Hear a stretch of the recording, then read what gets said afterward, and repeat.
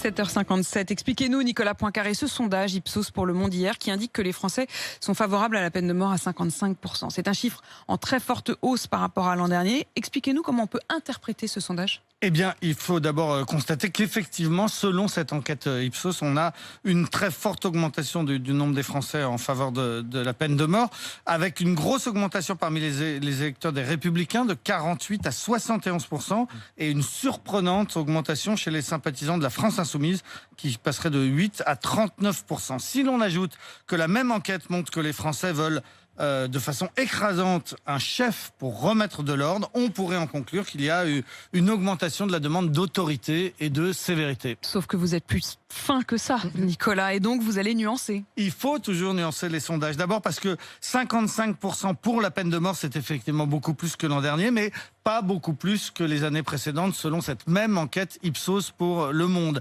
Si l'on en croit cette fois l'Institut Opinionway, qui sonde les Français tous les ans, et même plusieurs fois par an sur la question, eh bien, on a des chiffres remarquablement stables depuis 5 ans, entre 45 et 47% des Français favorables à la peine de mort. En réalité, depuis des années, les Français sont divisés en deux blocs presque égaux, avec toujours un peu plus de partisans que d'adversaires de la peine de mort. En 1981, lors de l'abolition, ils étaient 63% contre cette abolition. Au milieu des années 70, lorsque la guillotine fonctionnait encore, eh bien, ils étaient 55% qui étaient pour, c'est-à-dire exactement le même chiffre qu'aujourd'hui. Comme quoi il ne faut pas gouverner avec des sondages.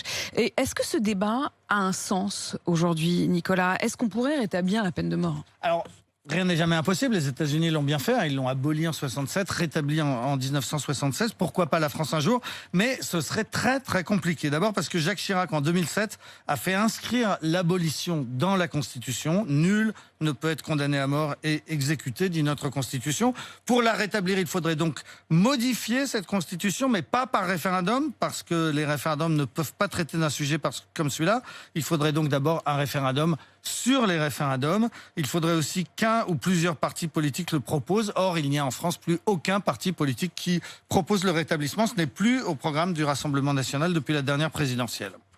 Et si un jour la France voulait rétablir la peine de mort, est-ce que l'Europe pourrait s'y opposer? Non, on le croit souvent, mais en réalité, non. L'Union européenne ne s'est pas prononcée sur la peine de mort. Et si un de ses États membres, la France ou un autre, voulait le rétablir, il n'y aurait pas d'exclusion, tout simplement parce que l'Europe ne prévoit pas l'exclusion de ses membres. Il y a bien une charte européenne des droits de l'homme qui interdit la peine de mort, mais elle n'a pas valeur de loi. Donc, contrairement à ce qu'on croit, l'abolition n'est pas absolument irréversible. Merci beaucoup. Merci Nicolas pour cette explication ce matin.